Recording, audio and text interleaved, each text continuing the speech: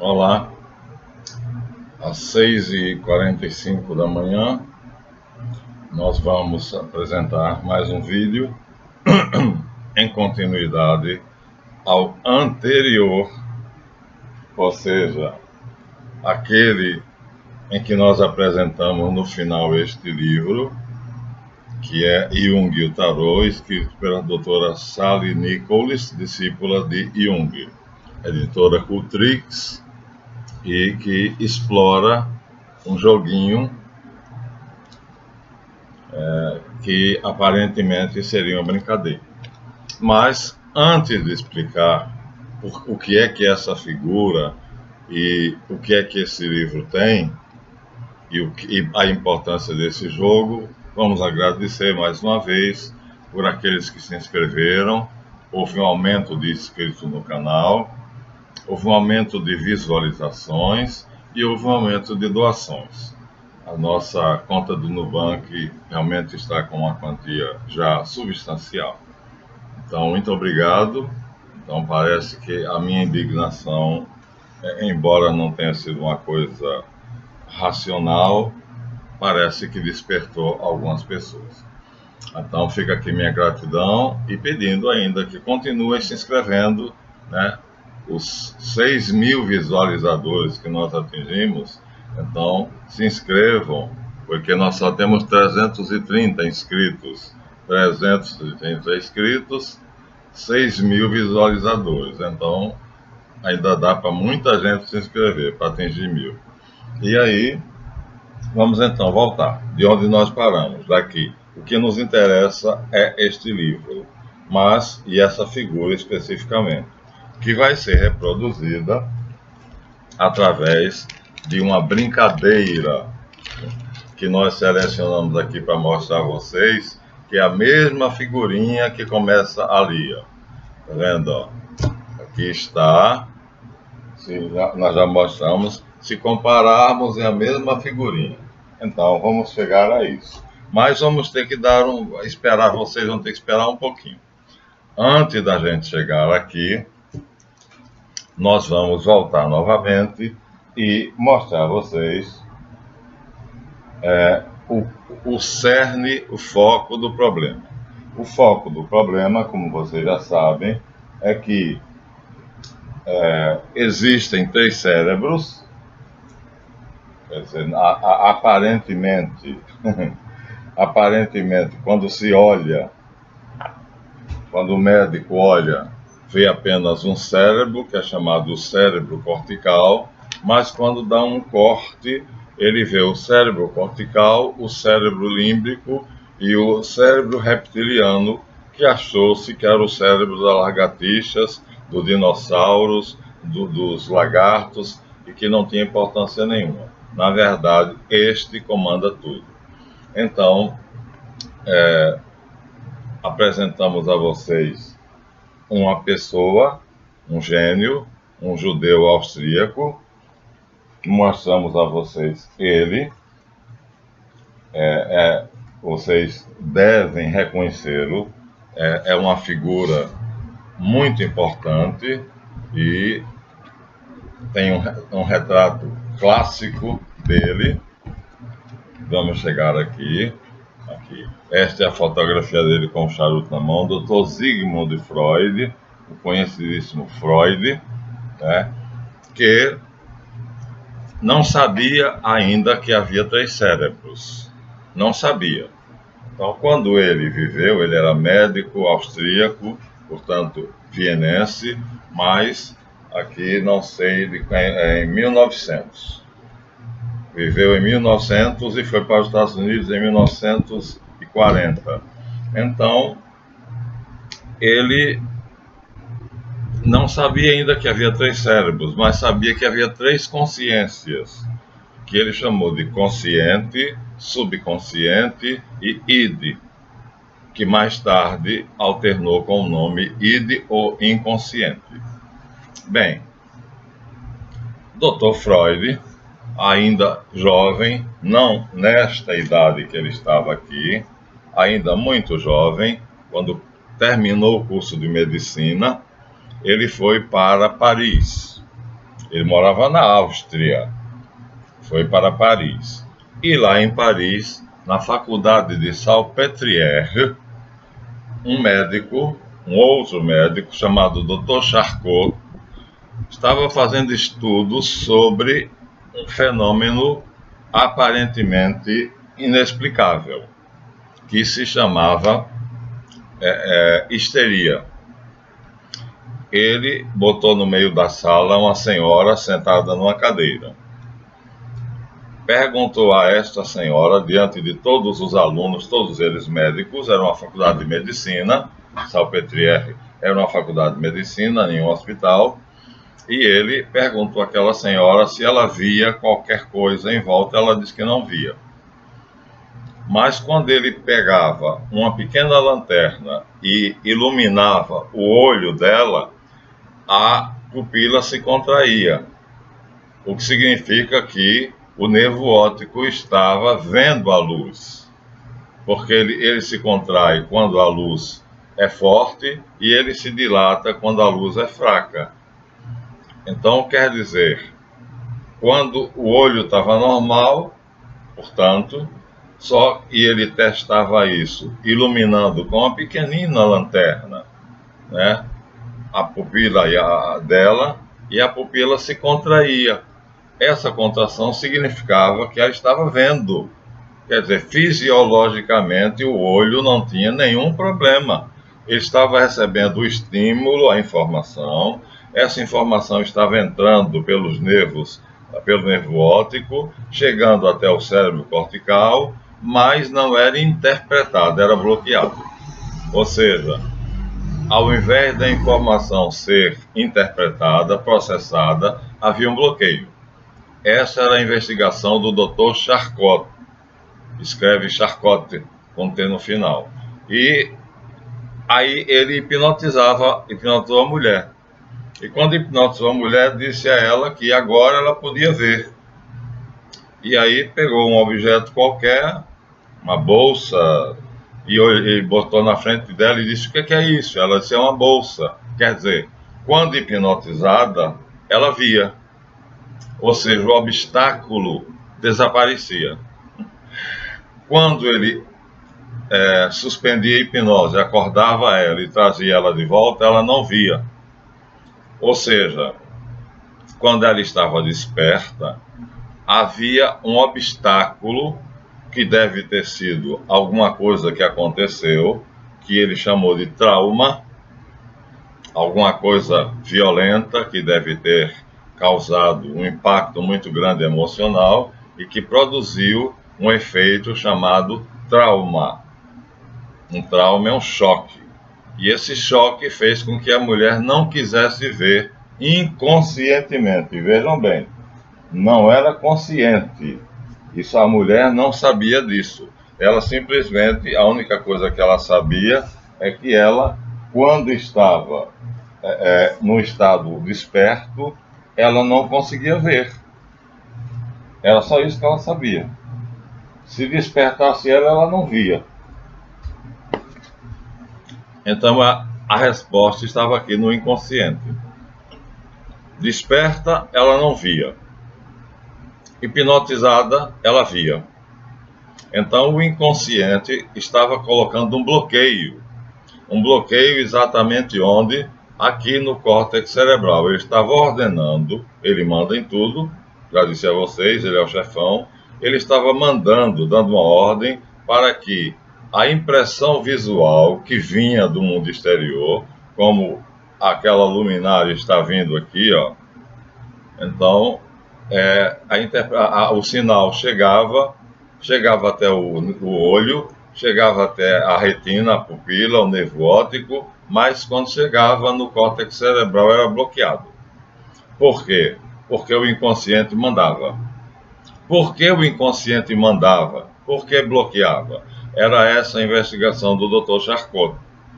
E Freud, então, decidiu levar para Viena essas aventuras, essa investigação do Dr. Charcot. E então levou.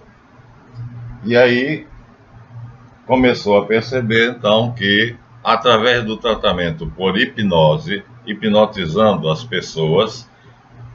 Vários fatos semelhantes, porque isso se chama histeria ou neurose. A histeria é classificada entre as neuroses. Neurose significa uma disfunção nervosa, quer dizer, o sistema nervoso não está funcionando. Então, nervo, nervose, nevrose, neurose. É essa a evolução da palavra. Então, a nevrose significa que um nervo não estava funcionando. No caso daquela senhora, o nervo óptico bloqueava, alguma coisa bloqueava. E essa coisa era uma ordem vindo do inconsciente. E Freud aprendeu com o Dr. Charcot, através do hipnotismo, hipnotizando a pessoa, a chegar até a causa do trauma, ou seja, retirar o bloqueio, remover o bloqueio. Aí a pessoa ficava curada. Ele dava uma ordem, hipnotizava, a pessoa adormecia, a mulher adormecia, dava uma ordem e dizia: você está curada, esquece o trauma, ou então perguntava qual era o trauma, descobria qual era o trauma e removia a ordem que o inconsciente dava. O inconsciente é poderoso, dava uma ordem. Esta ordem passava pelo subconsciente e chegava aqui. Ele ainda não conhecia isso, mas ele sabia que havia 3 consciências. Então ele dava uma ordem à consciência da pessoa, e essa ordem passava pelo subconsciente, chegava até o inconsciente, e o inconsciente obedecia, tirava o bloqueio. Quando ele acordava a pessoa e dizia: está vendo esse papel? A pessoa dizia: estou. Estava curada. Ele ficou famoso, granjeou fama, ganhou muito dinheiro, ficou muito rico e atraiu muitos discípulos. E como eu já disse a vocês, entre esses discípulos, então, um era especial. Vamos mostrar a vocês mais uma vez. O tal do senhor Ari Veloso diz que eu perco tempo mostrando as figuras, mas eu acredito que esse método é correto. Então, entre os discípulos do Dr. Sigmund Freud, havia um especial. Assim como Platão tinha um discípulo especial chamado Aristóteles, Freud tinha um discípulo especial chamado Jung. Aqui estão eles bem jovenzinhos. Aqui está o Dr. Freud, jovem, aquele mesmo que eu mostrei ali, já idoso. Aqui estão outros médicos, e aqui está o Dr. Jung, Carl Gustav Jung, Sigmund Freud e Jung. Esse era tão inteligente quanto esse, ou mais. E aí, mas ainda estamos em Freud. Só estamos mostrando que já existia esse discípulo. Ele granjeou fama, fortuna e um grupo de discípulos, todos médicos. Esse está no centro por ser o mais velho, só por isso. As 2 estrelas são justamente Freud e Jung. Então, Jung aprendeu com Freud aquele método de curar as neuroses ou nevroses, né, retirando os bloqueios mediante uma ordem hipnótica.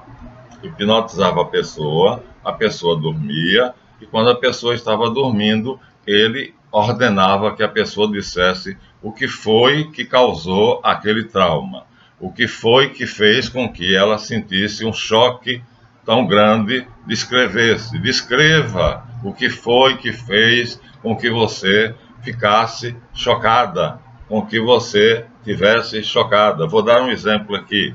No caso de Freud, o exemplo clássico que ele apresenta é o seguinte: uma senhora, toda vez que ela passava por um lugar onde havia água, ela lavava as mãos. Ela era protestante. E aí, por que por todo lugar que ela passava, ela lavava as mãos? Porque, sendo protestante e sendo educada dentro de um sistema muito rígido, então ela achava o sexo pecado. Mas ela casou, claro. O pai dela fez com que ela casasse e ela casou. E aí, na noite de núpcias, o esposo mandou que ela manipulasse o pênis dele. Simplesmente isso. Ele queria prazer e mandou ela manipular o pênis dele. E ela aí sofreu um trauma. Para ela aquilo foi uma violência. Ela achou que tinha sujado as mãos. segurando no pênis do marido, casada, de noite, na cama, os dois num quarto de núpcias, ela achou que tinha manchado as mãos. Pela noção religiosa dela, ela agora estava com as mãos sujas. Então, quando ela saiu daquele quarto, por todas as vezes, toda vez que ela encontrava água, ela lavava as mãos. E ela não fazia isso de propósito, ela não sabia o que fazia. Ela já tinha esquecido o fato do marido ter mandado ela manipular o pênis dele. Mas mesmo assim, o trauma tem essa característica, você esquece o choque, você esquece o que foi. Mediante hipnose, Freud pediu a ela que contasse o que foi que tinha acontecido, que fez ela sentir necessidade de lavar as mãos. Ela narrou o acontecimento da noite de núpcias, e ele disse, pois bem, agora eu ordeno a você, eu estou te dando uma ordem de que manipular o pênis do seu esposo não suja as tuas mãos. Pronto. Está convencida disso? Ela disse, estou. Então desperte. Estalou os dedos, ela despertou e parou de lavar as mãos quando encontrava um lugar com água. Ou seja, o trauma desapareceu mediante a ordem hipnótica. Freud tinha descoberto, então, como curar os traumas. E isso deu a ele muitos pacientes. Ele ficou famosíssimo e ele ficou rico, já disse para vocês. E aí atraiu vários discípulos e ensinou a esses discípulos esse método, e esse método começou a ser aplicado. Só que Freud descobriu em determinado dia, em que ele, ao invés de sentar a pessoa numa cadeira, mandou deitar num divã, que enquanto ele estava se preparando para hipnotizar a pessoa começou a falar sozinha. E quando começou a falar sozinha, começou a contar uma história. E essa história não tinha pé nem cabeça, não fazia sentido. Na verdade, essa história era o sonho que a pessoa tinha tido na noite anterior. Aqui nós temos o livro dos sonhos, que é escrito por um casal, Derek e Juliana Parker. Então, a pessoa, enquanto Freud estava em pé, no gabinete dele, que eu já mostrei, não vou mostrar de novo, se preparando para fazer a hipnose, a pessoa deitada, ela relaxou sozinha, o ambiente estava na penumbra e ela ficou meio adormecida. E ao ficar meio adormecida, o que é que aconteceu? Ela contou um sonho. E ele era, apesar de ser ateu, ele lia a Bíblia e conhecia a Bíblia de trás para frente e sabia que houve José do Egito, Daniel e havia outros sonhadores. Na Bíblia o sonho é considerado uma coisa sagrada. Jacó sonhou com a escada onde havia Deus, Javé estava lá. E Freud tinha uma facilidade especial, ou seja, ele tinha um dom especial de interpretar os símbolos. Isso quer dizer que Freud tinha o dom instintivo, natural, de interpretar a simbologia. Ele tinha o dom de interpretar os símbolos. Então, aqui nós temos um símbolo, um velho seguindo atrás de um anjo, né? E uma estrada aqui. É um símbolo. Então, o símbolo é coisas assim absurdas. Nem existe anjos, nem esse velho estaria seguindo as pegadas desse anjo. Mas é isso que aconteceu, mais ou menos. A pessoa começou a contar uma coisa sem sentido e Freud percebeu que ela estava narrando o sonho. Como ele tinha o dom especial de interpretar o símbolo, à medida que a pessoa ia falando, ele ia entendendo. Porque o símbolo para ele, como para mim, nas cartas de tarô, essa carta simboliza o pai ou o marido. É um símbolo. Então, quem não sabe, vai olhar e ver que é um homem sentado, simplesmente. Não dê importância aos nomes nem aos números, são falsos. Tá? Quando essas cartas aparecerem, vão alterar, colocando nomes e números para que as pessoas se confundam. Mas então, aqui é o imperador, tá vendo? Ó? Aqui é a imperatriz, aqui é o pai, aqui é a mãe. Então, se num sonho aparecer um imperador, você está sonhando com seu pai. Se no sonho aparecer uma imperatriz, você está sonhando com a sua mãe. Freud sabia disso intuitivamente. Intuitivamente por quê? Porque ele tinha esse dom. Ele tinha, naturalmente, ele nasceu com esse dom. E aí ele percebeu que o sonho que aquela pessoa estava contando era tão claro para ele como eu estou falando para vocês. A pessoa está lá contando o sonho, que é uma porção de símbolos, sem pé, sem cabeça. Por exemplo, eu tive uma amiga que falou para mim, eu estudei isso, né, psicanálise, eu ainda era um garoto, estava estudando, e uma vizinha disse, professor, eu estava sonhando que eu estava varrendo a minha calçada e tinha uma vaca atrapalhando eu varrer a minha calçada. E eu tangia ela com a tangia no norte, significa expulsava ela com a minha vassoura. E eu falei imediatamente que eu também tenho esse dom. Eu tenho uma facilidade muito grande em relação à simbologia. É um dom, é um dom. Dr. Gastão Pereira da Silva escreveu um livro chamado 25 anos de psicanálise, onde ele diz que a psicanálise não devia ser exclusiva dos médicos, e ele conseguiu isso, porque as pessoas que não são médicas, às vezes têm o dom de interpretar o símbolo, e esse dom é mais importante do que um diploma de medicina. Ele conseguiu. Com o livro dele, 25 anos de psicanálise, depois do livro ser disseminado, qualquer pessoa, então, contanto que tivesse em nível superior, então eu poderia fazer o curso de psicanálise. Antes era exclusivo dos médicos, como eu estou dizendo aqui. Em 1800, só Freud, Jung, Charcot e outros médicos. Então a mulher disse, eu falei, a senhora está botando a sua vizinha para fora da sua calçada. Ela disse, minha vizinha. Eu falei, é sua vizinha, porque a senhora, quando briga com ela, chama ela de vaca. Não é verdade? Aí ela disse, é mesmo, aquela vaca. Falei, pois é, no sonho ela aparece como a senhora chama ela, ó. Tá vendo? A linguagem popular é, na verdade, usada o símbolo. Então aqui nós temos uma carta que parece a morte, não? Mas não é a morte, né? Quem não sabe, quem não conhece o tarô, esse aqui é o tarô, aí dizendo, nossa senhora, quando essa carta aparece assim, eu vou morrer. Não, essa carta não simboliza isso. Então você tem que estudar os símbolos, mas já tem que ter um dom. Você desenvolve, mas se você não tem o dom, você não aprende. Por isso que o Dr. Gastão Pereira da Silva, no seu livro 25 anos de psicanálise, ele quebrou a ideia de que só os médicos podiam fazer psicanálise. Então, qualquer pessoa que tivesse o dom de interpretar os símbolos, isso aqui significa apenas uma mudança. Uma mudança. Já que a morte é uma mudança da vida para não vida. Então, e assim nós temos outra. Aqui nós temos uma que é a papisa, tá? Essa carta, a papisa, na verdade, significa uma pessoa introvertida que está estudando. Estudando aqui significa meditando. Ela não está lendo livro nenhum, é um símbolo. Esse livro não existe, é na cabeça dela, são os pensamentos dela. Então, o livro é simbólico, são os pensamentos dela. Essa coroa de ferro na cabeça significa que tem um pensamento que está pesando, apertando a cabeça dela, e ela está toda coberta aqui, ó, só tem o rostinho e as mãozinhas de fora, porque ela é introvertida, ela não se mostra.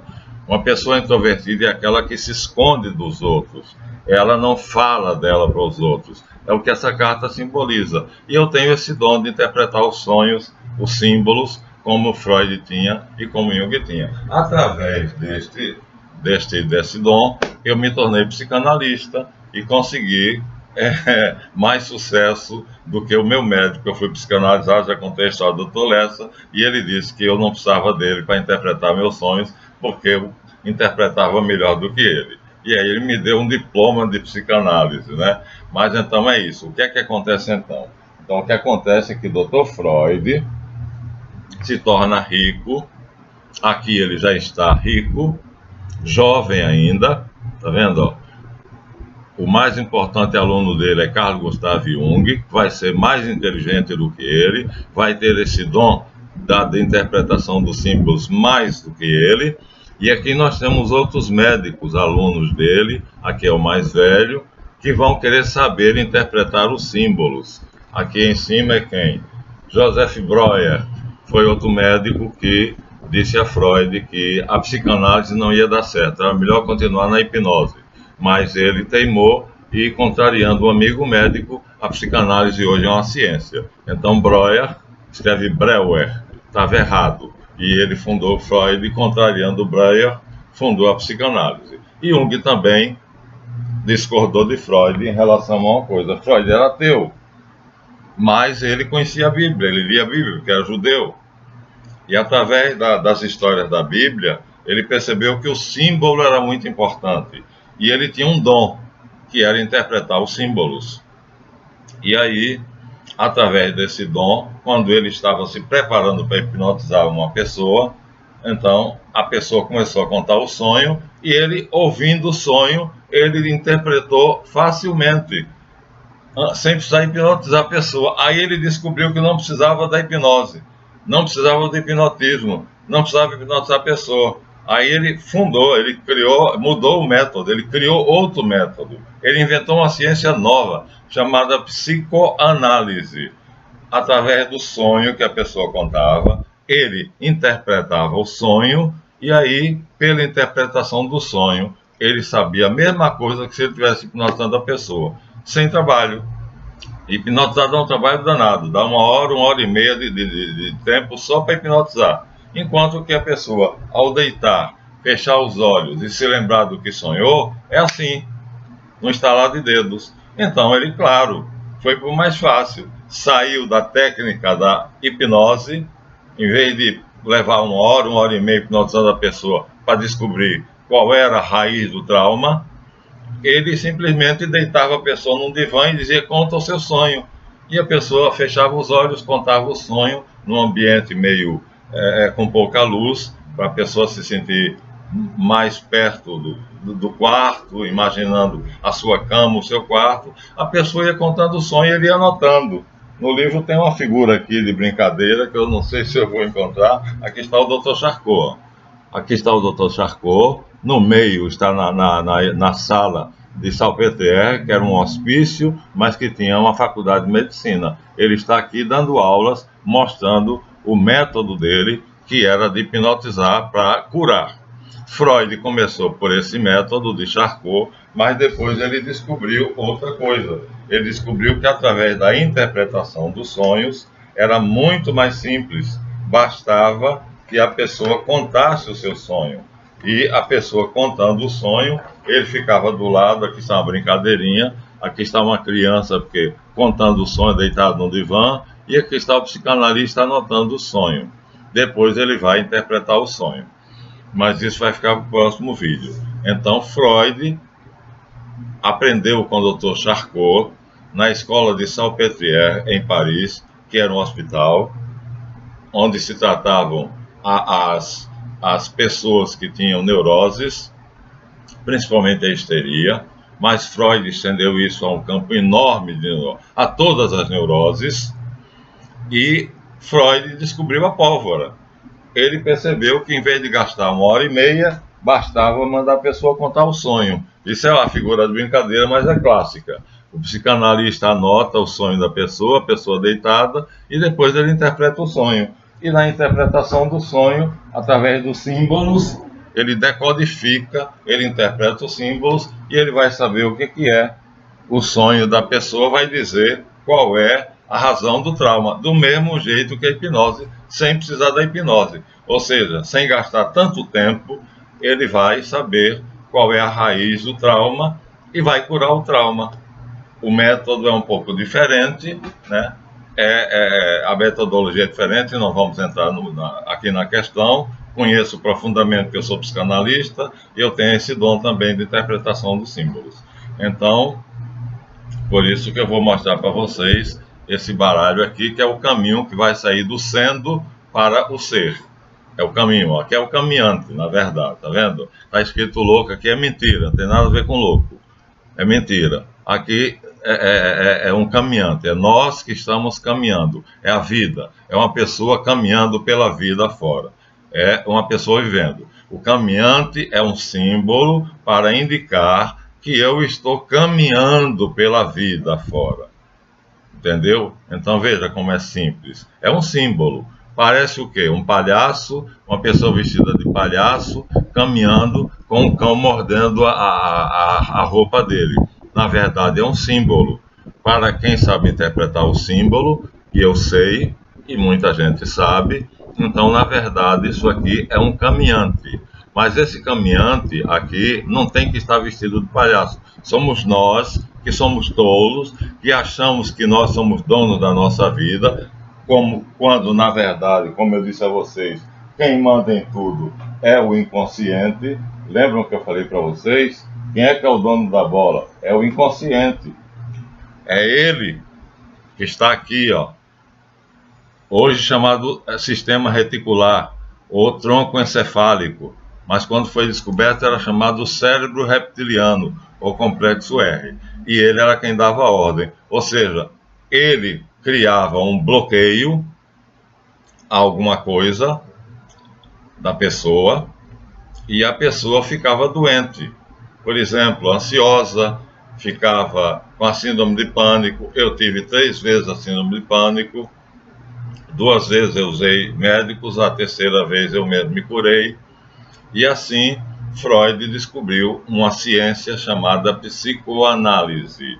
Deixou de usar a hipnose, passou a usar a narrativa do sonho. É a grande descoberta dele, que ainda hoje existe, e muitas pessoas usam esse método terapêutico, que usa o sonho e a decifração do sonho. E aí, aqui nós temos um livro que narra alguns casos semelhantes de um casal chamado Derek e Julia Parker, mostrando como é que o símbolo esconde verdades que você não sabe. Por quê? São verdades que o seu inconsciente conhece, mas ele passa para o seu subconsciente em forma simbólica. Então, ele conhece, passa para o subconsciente, mas a linguagem do subconsciente é o símbolo, como eu disse a vocês, e ele passa através do símbolo. E aí a pessoa não sabe o que é o símbolo e acha que o sonho não faz sentido. Se ele falar para um decifrador de símbolo, para um psicanalista, como é o meu caso, eu vou saber decodificar o símbolo. E foi esse o grande tchan de Freud. Ele inventou, ele criou, ele descobriu a psicanálise. Pronto, nós estamos aí. Então ele conseguiu fazer com que a linguagem, a ordem do Senhor Todo-Poderoso Inconsciente, ele quebrava essa ordem com uma técnica que não vamos detalhar, através da qual ele desmontava o mecanismo do bloqueio. O bloqueio que criava a neurose era um mecanismo, uma teia de aranha, e ele desmontava, desenrolava esse novelo através de uma técnica que se chama psicoanálise. Então Freud criou essa ciência existe ainda hoje, eu sou psicanalista. Então é isso que vai acontecer com o Dr. Jung. O Dr. Jung vai estudar também isto e vai se tornar maior do que Freud. Ele vai além, porque o dom dele, e por ser religioso, ele vai ter maior acesso aos símbolos. Então está aqui agora dizendo como foi que Freud criou a psicanálise, né? Então a continuidade do passado. Ainda não chegamos à figurinha. A figurinha ainda está aqui, ó, tá? Mas já dissemos a vocês, já decodificamos. Não é um palhaço caminhando com um cachorrinho mordendo a bunda dele, não. Isso aqui simboliza você e eu, qualquer um de nós, andando pela vida fora, vivendo a vida. É um símbolo. Então, o sonho são símbolos.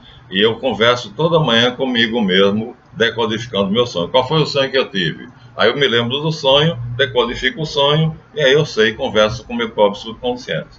Isso foi inventado por Freud, e aí o que é que eu faço quando eu faço isso de manhã? Eu acordo, ou seja, o cérebro cortical desperta, acende, quem estava aceso era o subconsciente, o cérebro límbico, aí o cérebro cortical, quando acorda, esse aparentemente apaga, não apaga, apenas ele fica velado.